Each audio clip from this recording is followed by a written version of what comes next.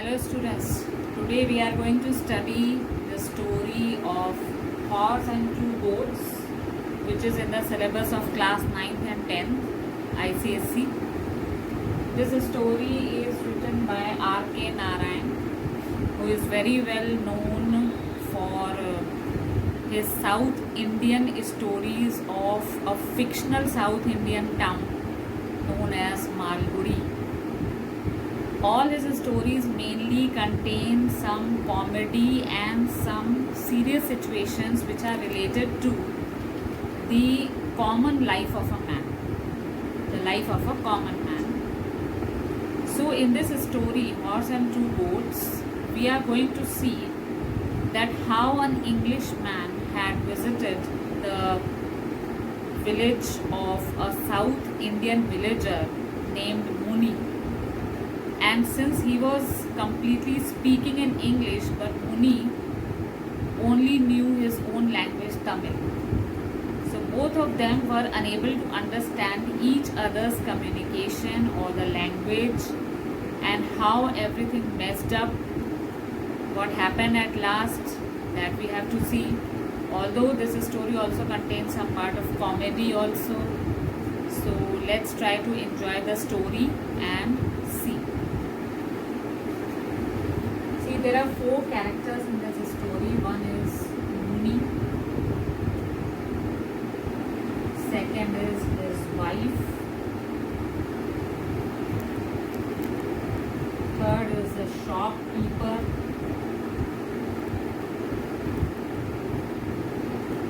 and fourth is the red-faced foreigner.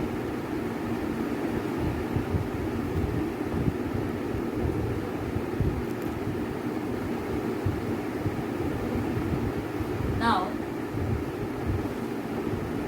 this is a story of a small village known as Kritam. Kritam in the story is said that among the 700,000 villages of India, Kritam is considered to be a small village present as a microscopic dot on the survey map of India, which is very difficult to locate. But Kritam in Tamil means crown or coronet. It has got its grand meaning, crown or coronet. So in this village, there were less than 30 houses. But still, the houses were distributed in such a way that there were 4 streets, जिसको आप हिंदी में कहते हैं 4 गलियां थी in the village, out of which only one house was grand. It was said to be the big house. It was colored in yellow and blue paint and had the figures of gods and gargoyles on the balustrade of it. Now, what are gargoyles? Gargoyles are like, if suppose this is the roof and here there is a figure of a human or an animal through which water drains out. So whatever water is collected on the roof, it is drained out through the mouth of this figure. So this was a big house, while rest of the houses which were made in the village were made of bamboo thatch, straw, mud and other unknown materials. Now among these houses, Muni lived in the 4th street and his house was the last one in the 4th street. So where did Muni live? In the 4th street, and his house was the last one. Beyond that 4th street started the fields where agriculture and cultivation could be taken place.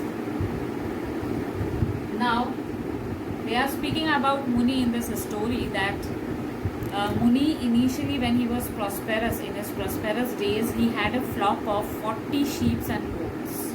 How many? 40 sheep and goats. And every morning he used to sallied out. It is written in the book, sallied out means he used to go out along with his sheep and goats in order to make them graze. And he used to carry a stick which had a curve at the end. ठीक है, that curve is named as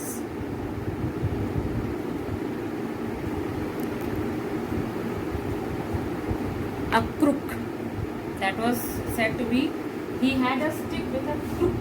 Crook means like this is a stick and this is having a curve at the end. With the help of this curve, he used to snatch or snap out the foliage from the trees.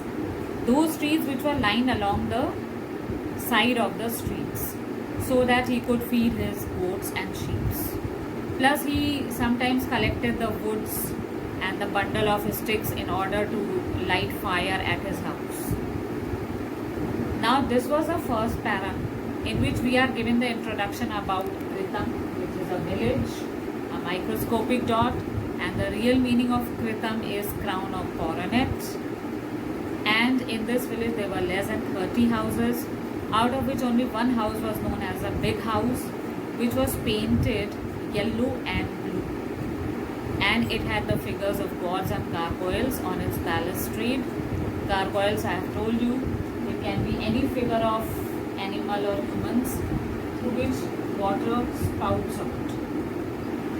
Okay, so that the water does not collect on the roof.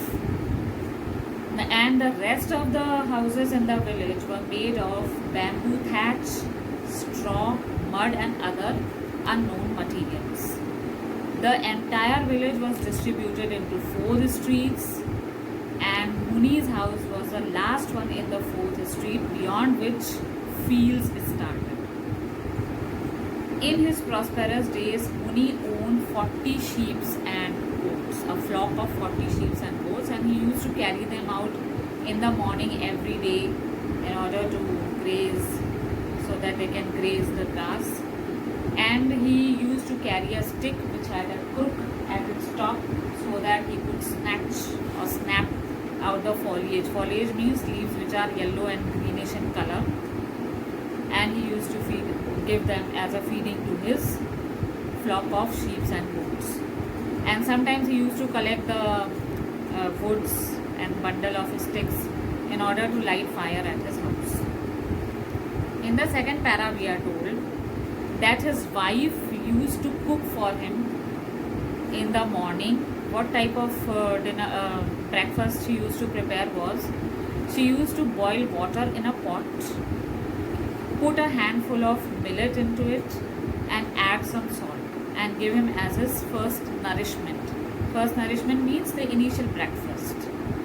And then in the afternoon, when he used to go out with his sheep and goats, she used to give him a packet which was made in the same way, but it contained millet balls which he could eat with raw onion during his lunchtime. This was a food that he used to have daily.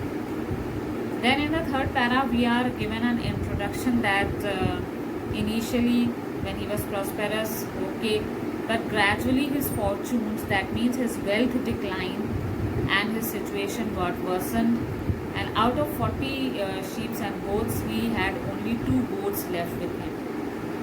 Usually when he had 40 sheep and goats, he used to put them in a pen so that they could live there.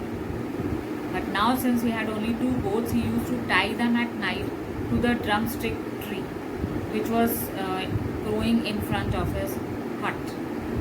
Nobody knew the drumstick tree belongs to whom, because since it grew in front of his house, so it was considered that it is his tree. He used to get some drumsticks from that tree and he used to eat it. One day he had snatched or snapped 6 drumsticks and gave it to his wife, but this time he told his wife that I am tired of eating drumstick leaves.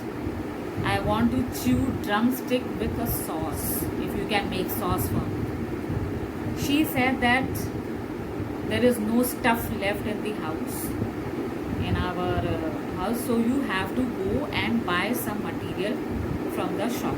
I'll give you a list of things, you have to buy that. So what materials were there? It was a measure of rice and millet that he had to buy. Plus he had given some more list of things, and those were what? They were dal, chili, curry leaves, mustard, gingerly oil, coriander, and one large potato. Now he started repeating these things so that he could remember and buy it from the shop. The shop was present in the third street of the village.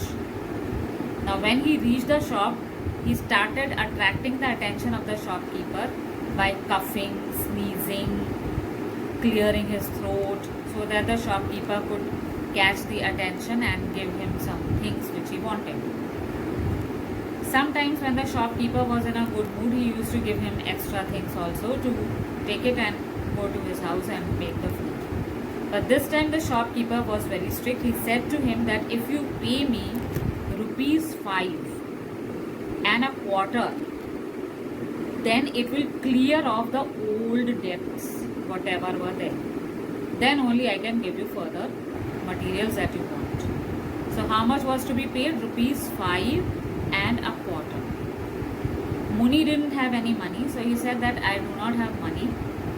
My daughter is going to send me money, so I will give you on the first of the next month. Now the shopkeeper was very much surprised that do you have a daughter also?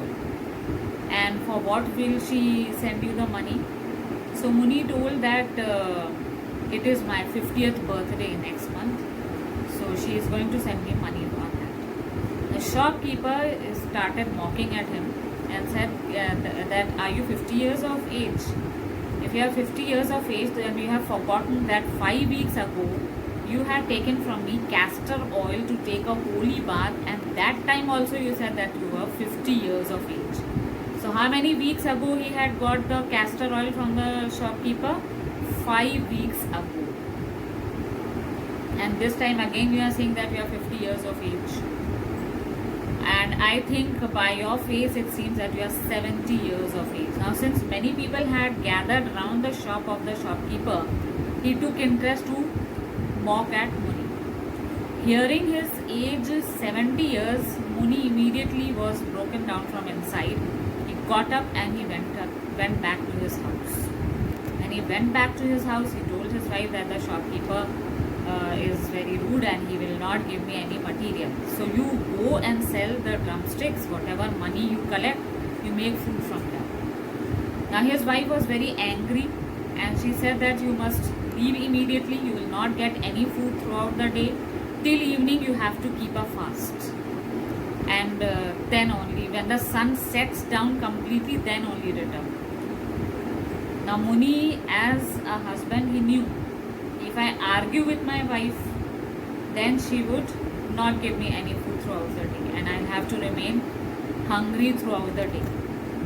So if I do not argue and obey her like an obedient husband, by evening she would arrange some food. She would either work in the big house and or she would sweep or scrub at some or the other house and get some money, and then she would buy the food, the materials required for making food. So he did what? He untied the goats from the drumstick tree and he went off with them. But this time when he was going through the streets, his head was down in shame.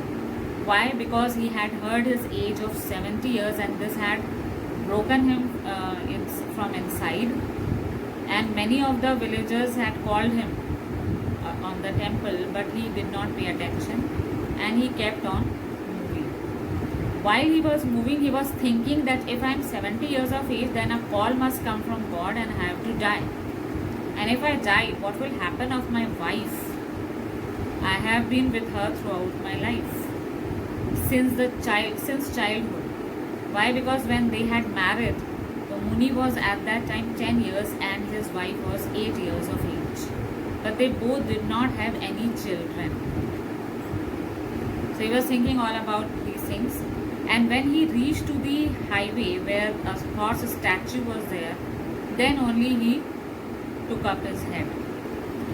And the goats, he used to, while he was moving, he also made weird cries. You people must have read in the story also.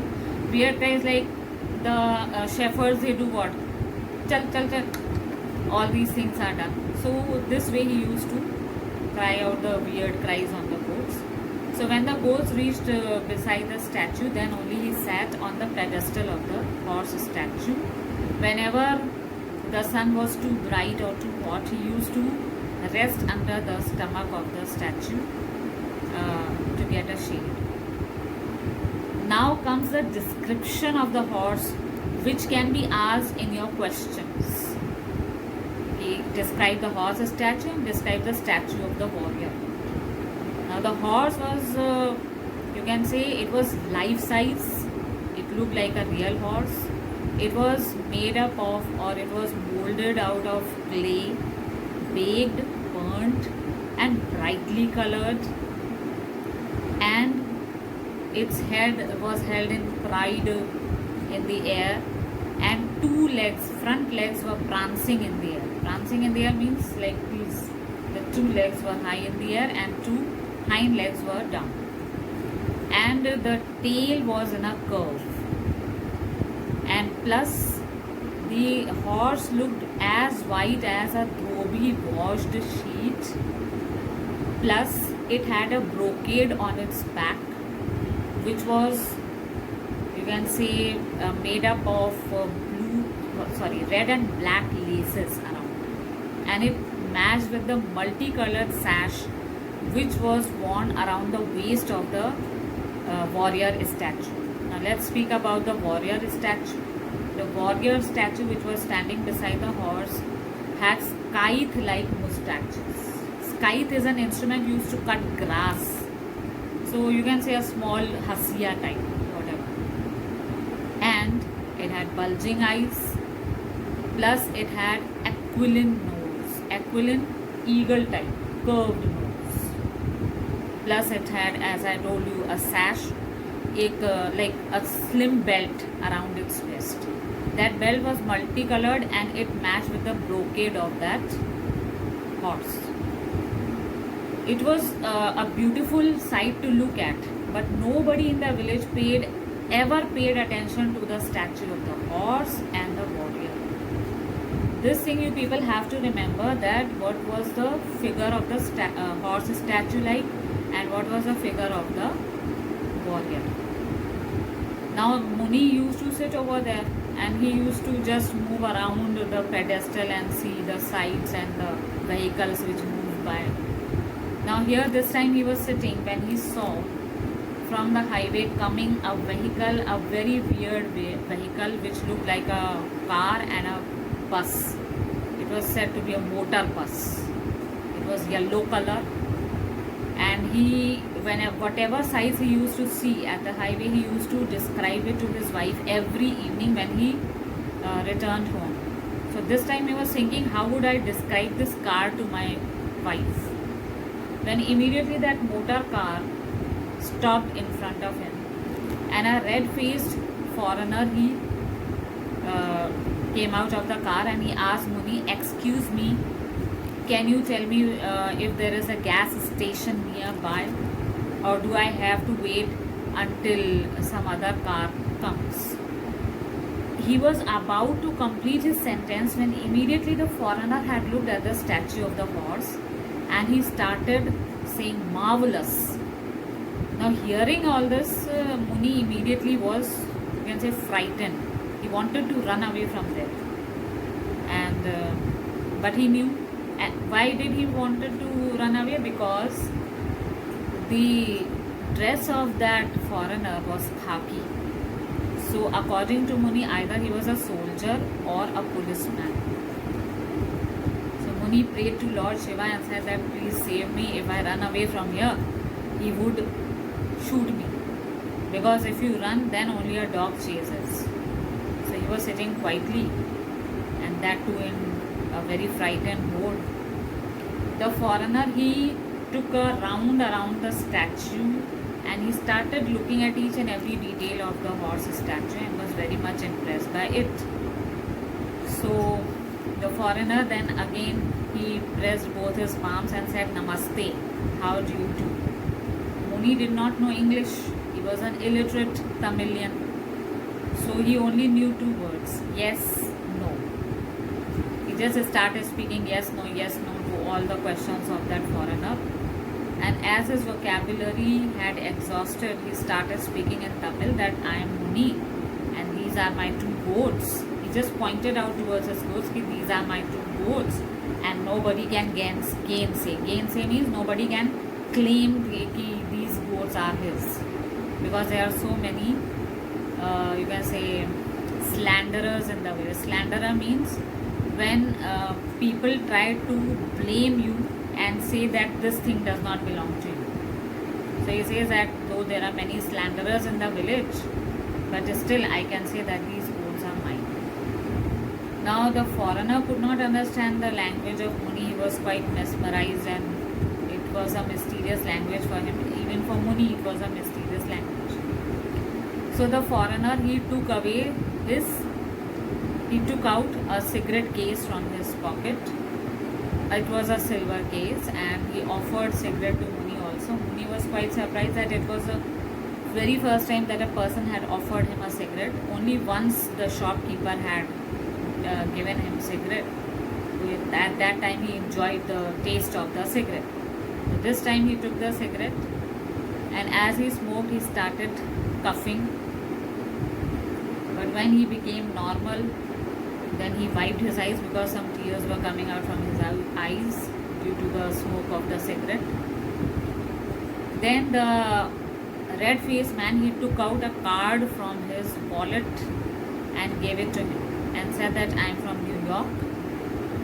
And as soon as he gave the card to him, Muni immediately wanted to run away. He did not want to take the card from him because he thought that it was an arrest warrant for him, as there was an incident a few weeks ago that a man had been murdered and his body was thrown under the tamarind tree between Kritam and Kuppam village. So people had a lot of talks and rumors were there that who had murdered that man and who is the main culprit. So Muni thought that this man has come to arrest me. He said that please go away. I am not the culprit. I have not murdered that man. I do not know anything about him. And we promise you that we will catch the real culprit and hand it over to you as soon as we find him. We will bury that man under the coconut pit and not let him run away till you come and arrest him. Now the foreigner said that started requesting him that please listen to me. I want to have a talk with you. Don't you understand English? Don't you know even a word of English? Here, wherever in your country I have traveled, people have understood a bit of English. Don't you even understand a bit of English? And do you have any hesitation regarding English language? Now Muni had made only slight indistinct sounds from his throat, but he nodded his head, and so the foreigner was encouraged and he spoke further. He said that last August I was working in the Empire State Building in my full sleeve shirt on the 40th floor, and there we had a power cut and which lasted for 4 hours. I was stuck there for 4 hours and it was very hot in India, and there was no elevator and there was no air conditioning. It was very hot, so I had decided, I was thinking about this incident all through my way when I was in my train, and when I reached to my hometown Connecticut, I told about this to Ruth, my wife, and I told her that we would visit India next year in winters. So presently Ruth has come to India, but she is in Srinagar and I am traveling throughout India, and after that I will join her later. So Muni could not understand what the red-faced man is saying. He just said yes, no, and so on. And then he went on in Tamil.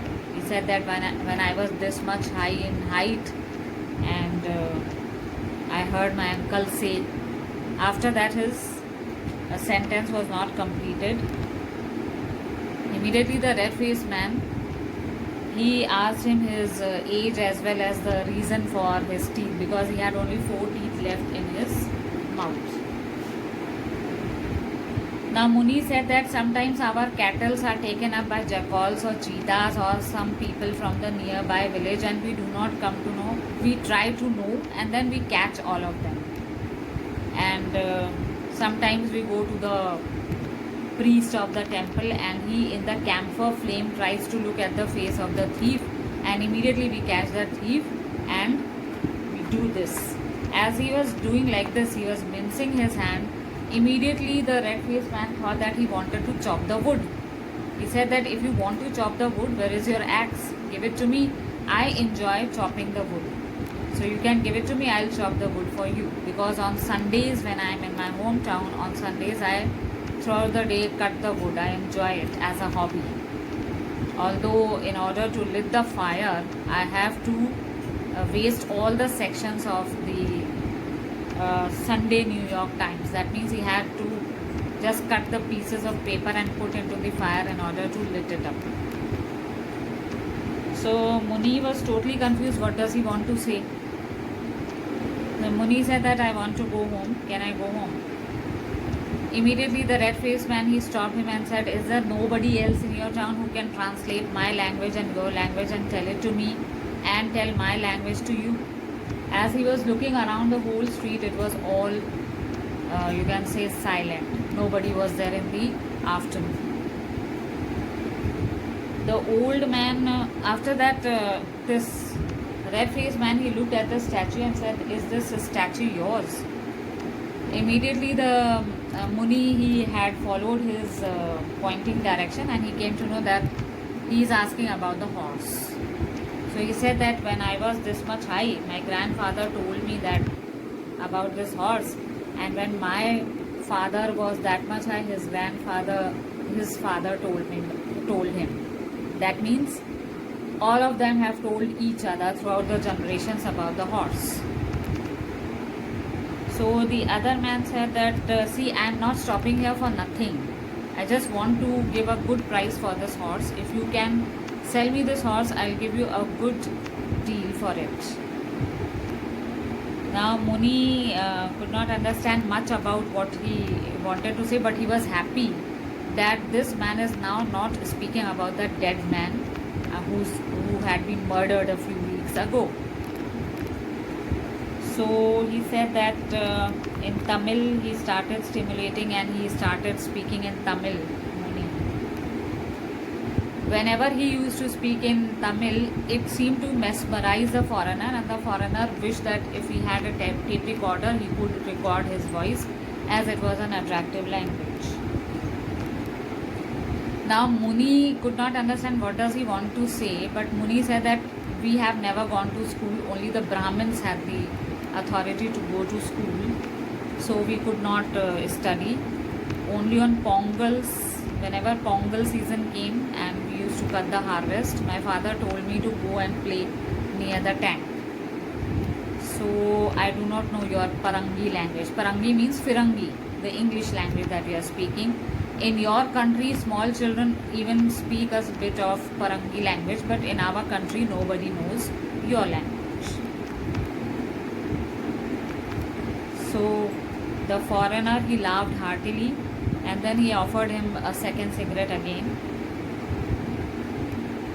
And again he was saying that I'll give you good sales stocks for this horse. I want this horse. I'll take it home, and in my library, wherever my bookshelves are there, I'll just push them back. I'll make a space for this horse there, and I think I'll have to cancel my flight tickets, and I'll go by ship and take this horse very carefully. Ruth will go by air and I will go by ship and take this horse very carefully to my house. Then Muni started speaking that this horse is actually presently not live, but when Kalyug will come, the end of the Kalyug will come, then we have been told that this horse will turn into Kalki, the Redeemer, who will save only the good people, and he will become more bigger than this size, and he will carry on his back only the good people and carry them off and trample the rest of the evil people and save the good people. The foreigner understood the tone of this and said that, see, I am He understood that maybe he's speaking about my earnings. He said that I'm not a millionaire, but I'm a small businessman and I am in coffee business. Now Muni heard coffee word. He said that if you want to have kapi in his Tamilian language, in his villager language, he said that if you want to have kapi, you will have to go to the next town, and there we have a Friday market. In that Friday market, they have kapi hotels. There you can have coffee. The foreigner said that, see, I am not a millionaire. I have a small modest business, and we can't afford to buy more than 60 minutes of TV, because daily 2 minutes of TV only I can afford to see. Rest of the time I'm busy in my business. And then he said that can I offer you 100 rupees for this? But Muni could not understand. Later on during the talks, Muni asked that how many children do you have, how many daughters and how many sons. Again and again the red-faced foreigner was offering him 100 rupees, and Muni said that how many daughters and sons you have. In your country also, do you have difficulty in finding good husbands for your daughters? Because in our country we have difficulty in finding good husbands for our daughters. And then he said, is your daughter married? And so on. Now the man, he put his hand in his pocket and offered him 100 rupees. Muni could not understand why he was waving the 100 rupee note in front of him. Maybe he wanted a change for that note, so he said that you can go to our village headman. He is very rich man, and he can even give you a change for the lakhs of rupees in gold sovereigns if you prefer in that way. And this village headman, he disguises himself in rags, that means in you can say poor clothes, and he moves around the village just to mislead the public that I am a poor person, but he has got lot of money. So talk to the headman and he will give you the change of your money.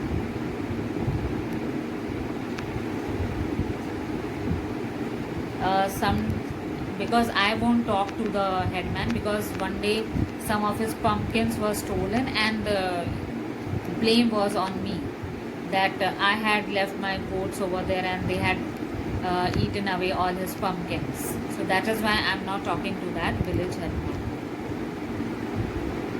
Now finally the foreigner, he sat beside him, and Muni was very happy that it was very the very first time in his life that somebody was sitting with him and giving him time to talk, because nobody else was there in the village who sat so long with him and had a talk.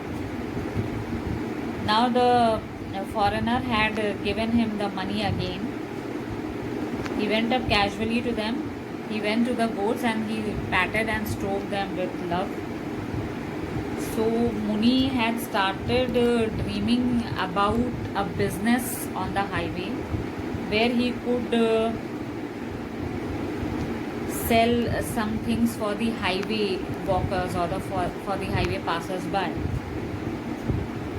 So he said that he had a dream in his mind that he would put up a thatched roof over there, जैसे एक झोपड़ी type में. Then he would put rag over there, a gunny sack, and on that gunny sack he would sell many things like you can say fried nuts, colored sweets, green coconut for the thirsty and famished passers-by. This was his dream, that he wanted to open a shop near the highway. That to what? A thatched roof would be there, a gunny sack having colored sweets, fried nuts and green coconuts for those who were very much tired while walking in the sunny afternoon. So this hope and this dream was always there in his mind.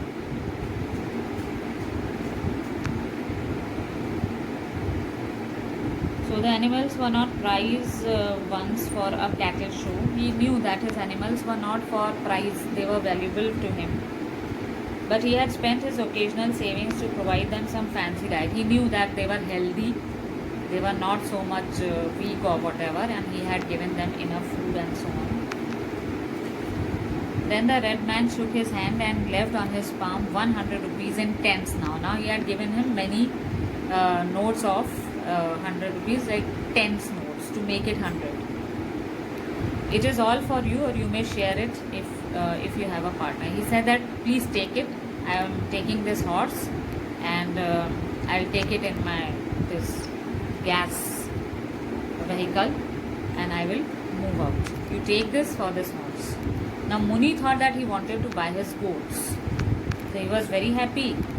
And this foreigner, now Muni left, leaving the goats behind. But this man, he did what? He called some people. He gave them 5 rupees in order to carry the horse and put it on his wagon. And he also got his wagon filled with gas with the help of those people, and he went out. Now he was very happy, Muni. He reached home. He gave the 100 rupees to his wife, who was sitting by the, you can say, fire. He said that I have sold our goats to a red-faced man, and he was absolutely crazy about them. He wanted to purchase the goats, so this is the money that he had given. So hardly had these words been slipped from his lips when he heard the bleat of the sheep. Now his wife opened the door. She saw that the 2 goats were standing there. Now Muni was very much confused. He started scolding the goats that why you people have come back. Go back to that man to whom I have sold you. Where is that man? Don't you know you are now his, you are not mine, and so on. He started scolding the goats. Now the goats, they only wriggled, they only wagged their tail that our master is here. Now his wife, he stared at him, she stared at him, and she was very much doubtful that from where has lot of money come in his pocket. She said that if the policeman is going to catch you and beat you and break your bones, I am not going to be responsible for you. I am going back to my parents' house. So don't involve me in this matter. I am going to my parents' house. So this is the story that we have learned. We have studied here. So in a way, this shows that Muni, being an illiterate Tamilian, could not understand what the red-faced man wanted. The red-faced man had given him 100 rupees, thinking that the statue was his own statue made by him. So he purchased the statue in 100 rupees, giving him the 10 notes of 10 rupees. And Muni was very happy. He thought that the foreigner wanted to buy his goods. So he gave him the 100 rupee notes. He left the goats there, and he went back to his home. He was very happy that now his wife would be happy to see that he had earned some money. But later on, when the goats came back to his house, then his wife left him and told him that if you have stolen the money, you will be beaten up by the policeman and you will break your bones, but I am not going to be involved in this matter. I will go back to my parents' house. So this was a story. You people have to remember it, that Kritam was a village which was known as Crown of Coronet. There are 4 characters, out of which Muni and red-faced foreigner have the main role in this. And most importantly, you have to learn the things that his wife had told him to buy, the list of the things. Then you have to also understand that what was the structure of that horse, the description of that horse, a statue, the description of the warrior, all these things. You can look at this video again and again and learn the things very properly so that you can write each and every word very appropriately. Thank you. If you like this video, do press the like button and subscribe to the channel. We will be coming up with more stories of treasure trove and also the poem.